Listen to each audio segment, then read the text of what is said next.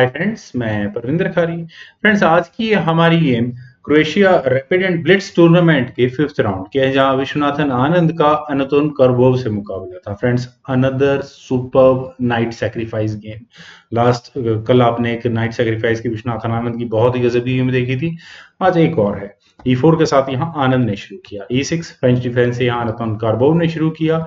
D4 D5 night C3 night F6 और वैसे ई pawn आगे पुश होगा। नाइट पर अटैक बना तो नाइट गया D7 स्क्वायर पर, देन हुआ F4 तो C5 ऑब्वियस मूव बनता है। Knight F3 then knight C6 bishop E3 then bishop E7 queen D2 castle by black, then D takes C5 knight takes C5 और इसके बाद आनंद ने लॉन्ग साइड कैसल किया। फिर हुआ B6 H4 then bishop B7 square पर, queen E1 then queen E8 square पर, H5 then night E4 square पर। और मेरे ख्याल से अब यहाँ ब्लैक की स्ट्रेटेजी क्या है बहुत हद तक समझ में आ सकता है, लेकिन पहले हुआ यहाँ H6 तो ब्लैक ने भी यहाँ इस डी पॉन को अपने आगे पुश कर दिया है। बिशप B5 नाइट को यहाँ आनंद ने पिन किया है। फिलहाल तो रुक गया C8 स्क्वायर पर, देन हुआ knight takes E4 D takes E4 होने के बाद bishop takes C6 queen takes C6 then knight D4 square पर। क्वीन पर भी अटैक बना और जो टेम्परेरी चेकमेट की अटैक बनी थी थोड़ी देर के लिए, उस पर भी आराम से डिफेंस हो गया। लेकिन अब ब्लैक के मेजर प्लान्स क्या होंगे, एग्जैक्टली यही। खैर, यहाँ पहले हुआ क्वीन C4 देन किंग गया B1 स्क्वायर पर, तो rook at F goes to D1 B3 queen पर अटैक, क्वीन गई C3 स्क्वायर पर। क्वीन एक्सचेंज करनी चाहिए थी ऐसा लगता है, लेकिन यहाँ पहले हुआ G4। और क्या अब ब्लैक क्वीन एक्सचेंज कर ले? क्वीन टेक C1 ठीक था, ये भी रुक C3 जैसा ज्यादा यही मूव तो आता है, लेकिन किंग B2 ठीक। अब गेम यहाँ से मोर और लेस इक्वल ही कह सकते हैं।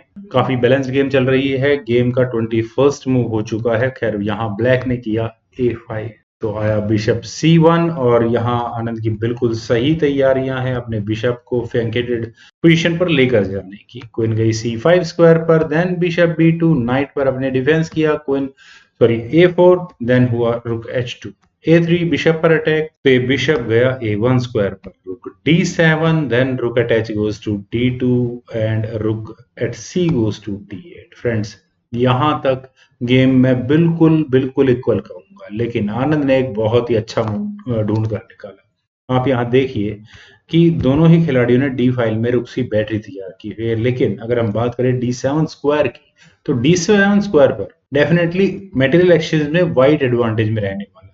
तो आनंद ने इन्हीं सब बातों को देखते हुए पहले अपने नाइट को लिया F5 स्क्वायर पर, और यहाँ उन्होंने अपने इस नाइट को सेक्रीफाइस कर दिया है। ऑब्वियस है ब्लैक इस डायरेक्ट नाइट सेक्रीफाइस को एक्सेप्ट नहीं कर सकता, अदरवाइज यहाँ पर नुकसान ब्लैक को ही उठाना होगा। मटेरियल एक्सचेंज डाउन होना पड़ेगा यहाँ पर ब्लैक को।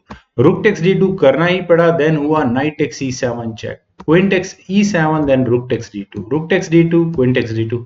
मटेरियल एक्सचेंज फाइनली इक्वल ही रहा, पर यहाँ हुआ क्वीन H4 और क्वीन के H4 स्क्वायर पर आने के बाद फ्रेंड्स, सबसे पहले तो व्हाइट को यहाँ इस पॉन को H6 पॉन को एलिमिनेट करना ही होगा।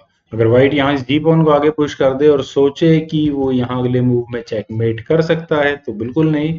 यहाँ पर एनाथोन क्वीन H1 चेक करेंगे और इस चेक से बचने के लिए क्वीन को ही C1 स्क्वायर पर लगाना पड़ेगा और उसके बाद यहाँ क्वीन एक्सचेंज की जा सकती है। खैर, यहाँ आनंद ने अपने बिशप को लिया D4 स्क्वायर पर और यहाँ इस B6 पॉन पर अटैक है। क्वीन टेक्स H6, सबसे पहले तो इस पॉन को एलिमिनेट करना बहुत जरूरी है। बिशप टेक्स B6 हुआ और अब मुझे तो लगता है कि बिशप किसी भी तरह से सफल कर लिया जाए, लेकिन क्वीन H1 चेक, क्वीन गई C1 स्क्वायर पर। और क्या अब यहाँ क्वीन एक्सचेंज करनी चाहिए? अगर यहाँ ब्लैक अपनी क्वीन को C3 स्क्वायर पर ले जाए और उसके बाद माइट भी यहाँ ये जी पॉन एलिमिनेट होने के बाद ये पॉन्स काफी स्ट्रांग हो सकते थे ब्लैक के, लेकिन यहाँ ब्लैक ने क्वीन एक्सचेंज कर ली। Queen takes C1 check, queen takes C1 then हुआ H5, और अगर H5 यहाँ पॉन एक्सचेंज करता है व्हाइट, तो डेफिनेटली एक बहुत स्ट्रांग पासर ब्लैक के पास होगा H5 में।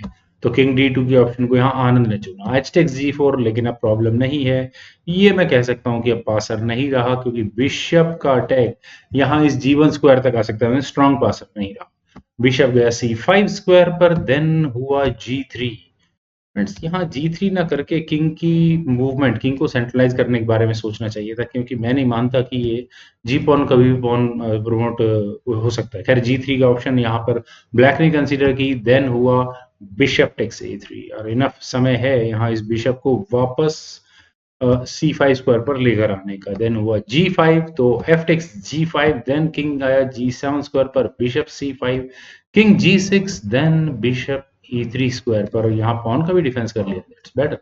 किंग गया F5 स्क्वायर पर, देन हुआ C4। और फ्रेंड्स आनंद का सबसे बड़ा प्लस यहाँ ये 3 कनेक्टेड पासर्स, जिनकी पोजीशन थोड़ी ही देर में कहाँ पहुंचने वाली है, क्या लाइट स्क्वायर बिशप ब्लैक का इतना इफेक्टिवली काम कर पाएगा, मुझे नहीं लगता।